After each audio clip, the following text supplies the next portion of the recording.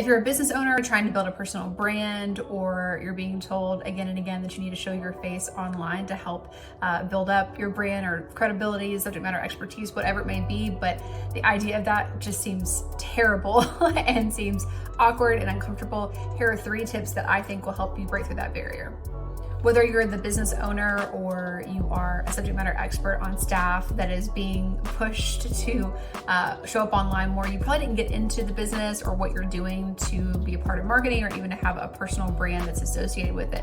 However, showing your face online is an essential part of building up your brand, just drawing more humanity to it and connecting with people in your content more often. So I totally understand the feeling. When we first started Breezy 5 years ago, I despised doing exactly what I'm doing right here, right now, and talking to you.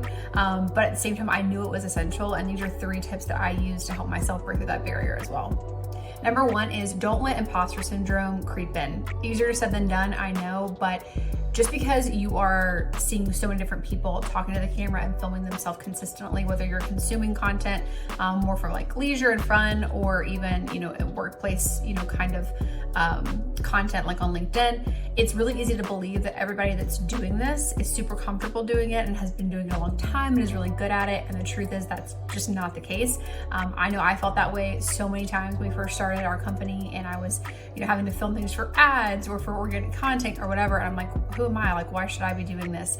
And so it's really easy to let those things kind of creep in, and you just have to, deny it and say, I'm not gonna let this happen. I'm gonna push through and I'm just gonna do it. The second one is kind of funny, kind of weird, but is actually incredibly helpful. And that's to practice talking to yourself. Whether that's just sitting at your desk, talking through different topics. It doesn't have to have a big structure. I'm not talking about practicing a script. I'm talking about just practicing talking about different talking points, subject matter pieces that might come up in content at some point, topics, and just practice getting used to talking conversationally. When you do this, it ends up being way less scripted and way less formal feeling when you go to film content, and it's a lot more engaging. You also can practice talking to the camera. I do this all the time. I'll think of different topics that we're passionate about or that we're seeing pop up a lot in the industry, and I'll just talk to myself. Usually in my office by myself, and it helps me get more familiar with the content, what our personal takes on it are, and it just helps me be a better communicator. Number 3 is just don't take yourself super seriously. This is a part of the marketing strategy, either for your brand, your personal brand, your consulting business, or maybe you're being asked by your boss to be a part of things like this.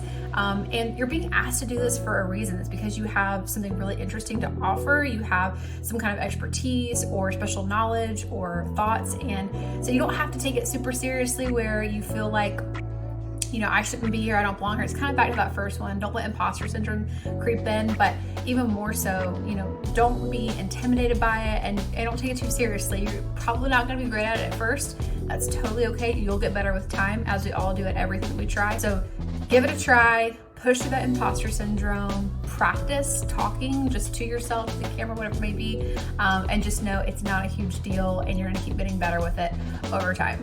If you are somebody who has had to get more comfortable being on camera, whether it's for your content or within your organization, I'd love to hear what your tips are, what your thoughts are. Drop them below.